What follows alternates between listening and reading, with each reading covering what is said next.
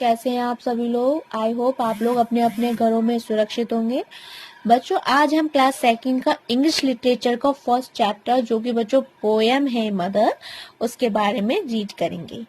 तो मेरे इस पोयम को रीड करने से पहले मैं उन सभी स्टूडेंट्स से कुछ कहना चाहूंगी जिन्होंने अभी तक अपनी बुक्स परचेज नहीं करी है। तो बच्चों, जल्द से जल्द अपनी बुक्स को परचेज करिए ताकि हम जो चैप्टर्स आपको एक्सप्लेन कर रहे हैं उसको समझने में आपको आसानी हो। तो आइए अब हम इस पोयम को स्टार्ट करते हैं।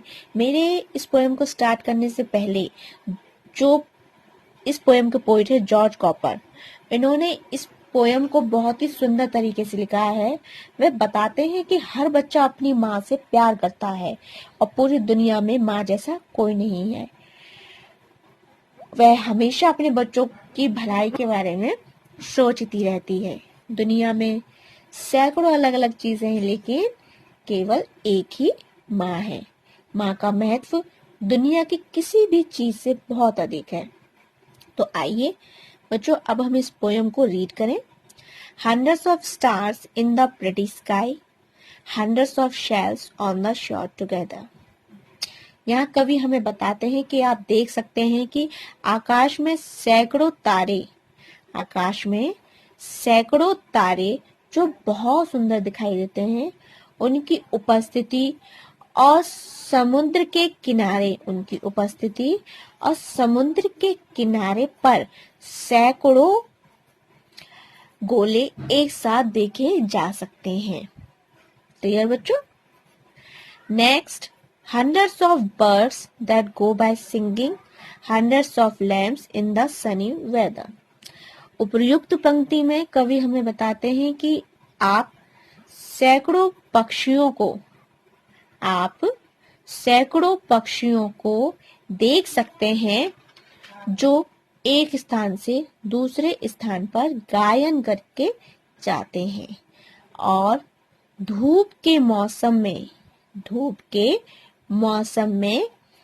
मैदान पर चढ़ने वाले सैकड़ों मेमनों को भी देख सकते हैं। एक स्थान से दूसरे स्थान पर गायन करते जाते हैं और धूप के मौसम में मैदान पर चढ़ने वाले सैकड़ों मेमनों को देख सकते हैं। Hundreds of dewdrops to greet the dawn, hundreds of bees in the purple clover. कवि कुछ और उदाहरण देते हैं जो सैकड़ों में देखा जा सकता है। वह ओस की बूंदों के बारे में बात करते हैं जो सुबह जल्दी देखी जा सकती है, जैसे कि वे सुबह का अभिवादन करने के लिए आए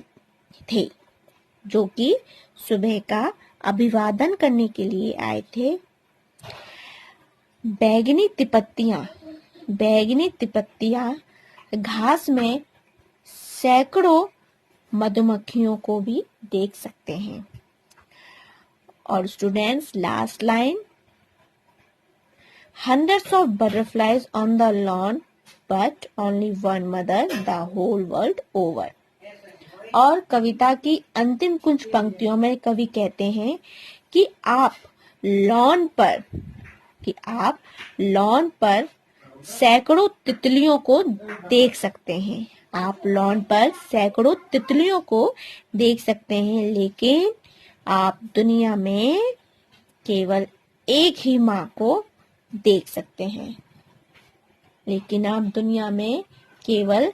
माँ को देख सकते हैं। तो बच्चों, आपको ये पोएम समझ में आई होगी क्योंकि कवि ने इस पोएम में कई ऐसे उदाहरण दिए हैं क्योंकि वह दिखाना चाहता है कि दुनिया में बहुत बड़ी चीजें हैं, बहुत ऐसी सैकड़ों चीजें हैं, लेकिन इतनी सारी चीजों के बीच आप केवल एक ही माँ को पा सकते हैं। प्रत्येक माँ के लिए अपने बच्चे भगवान की ओर से सबसे अच्छा उपहारों में से एक होते हैं और प्रत्येक बच्चे के लिए माँ भगवान की ओर से सबसे अच्छा उपहार होता है।